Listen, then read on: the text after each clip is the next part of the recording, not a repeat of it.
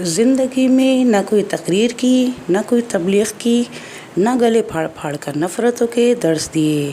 نہ گارڈز کے ساتھ بڑی گاڑیوں سے اتر کر مذہب کو بیچا، نہ کوئی فتوے دیے، نہ مرید، نہ گدیاں، نہ چادرہ، نہ تعویذ، نہ دھاگے، نہ حلوے، نہ جلوے، نہ ڈھول، نہ دھمال، نہ فرقے، نہ بدعت،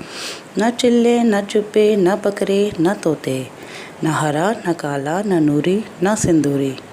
نہ دم، نہ پھوک، نہ مخلط، نہ غیر مخلط، نہ سقا، نہ غیر سقا، نہ مکروہ، نہ ثواب، نہ گناہ، نہ کذاب، نہ پکا کافر، نہ کچا مسلمان، نہ جہنمی، نہ کوئی جلسہ، نہ جلوس، اور نہ عشق راگلا پہ۔ بس کر کے دکھایا خدمت کی، وہ بھی کسی خاص مذہب یا فرقے کی نہیں بلکہ انسانیت کی، اور ان انسانوں میں مسلم، ہندو، سکھ، مسیحی سب تھے۔ عجیب شخص تھا، انسانیت کی بات کرتا تھا۔